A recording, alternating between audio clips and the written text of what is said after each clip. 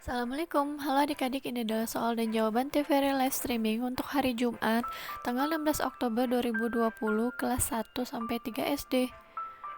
Belajar, ayo biasakan makan secukupnya. Soal pertama, tuliskan 3 informasi penting yang telah kamu ketahui setelah melihat tayangan video tadi. Nanti ada di link deskripsi ya. Soal kedua, tuliskan kembali dengan bahasamu sendiri proses perjalanan makanan di dalam tubuh. Soal ketiga, apa yang akan kamu lakukan jika makananmu jatuh? Padahal kamu masih ingin memakannya. Jelaskan alasanmu. Untuk jawaban ini hanya sebagai pedoman saja ya. Untuk soal pertama, jawabannya 3 informasi penting dari tayangan video tersebut adalah A. Faktanya dari suplai makanan yang ada di dunia 30% akan berakhir di tempat pembuangan. Akibatnya akan menghilangkan sumber energi serta dapat meningkatkan emisi gas rumah kaca di atmosfer ketika membusuk. Jadi ketika kita makan harus menakar porsi yang harus dihabiskan, karena makan bukan hanya untuk kita saja, tetapi juga saudara-saudara kita yang dilanda kelaparan dan juga untuk menyelamatkan bumi kita. Yang B, makanan sebagai sumber energi bagi tubuh.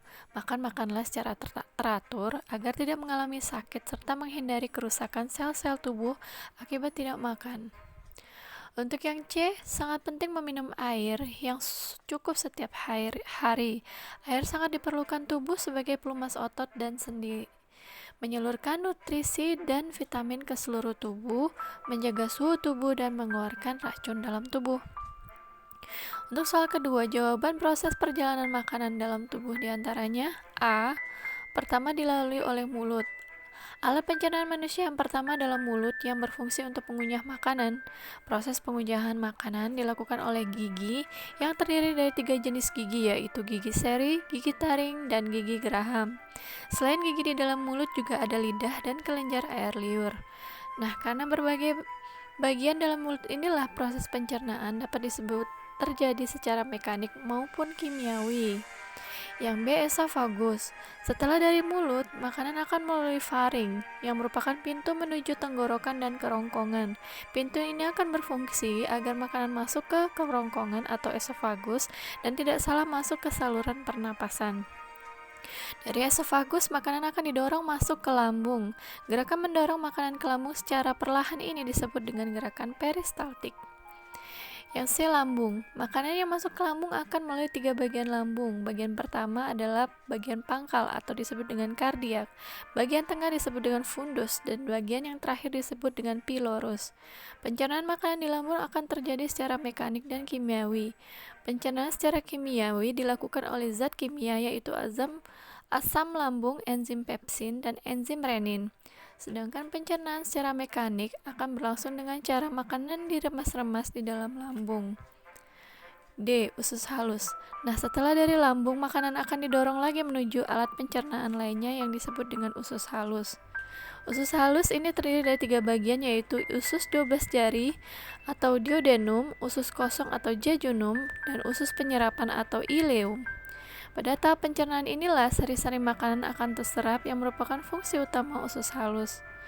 Yang E, usus besar. Setelah dari usus halus, makanan akan didorong menuju alat pencernaan lainnya yaitu usus besar. Ada 3 bagian juga pada usus besar yaitu kolom naik, kolom mendatar, dan kolom menurun. Pada usus besar terdapat bagian bernama dengan umbai cacing atau yaitu bagian yang berisi sel darah putih yang berperan dalam memberikan imunitas bagi tubuh. Fungsi usus besar adalah menyerap cairan dari sisa makanan yang diserap usus halus. Dan terakhir adalah anus. Setelah dari usus besar, makanan akan dikonsumsi hanya menyisakan sisa-sisa saja. Hal ini karena sari-sari makanan telah diserap pada proses sebelumnya. Nantinya sisa makanan yang sudah diserap oleh sistem pencernaan akan dikeluarkan melalui anus, yaitu berupa kotoran atau feses. Proses ini disebut dengan buang air besar atau BAB.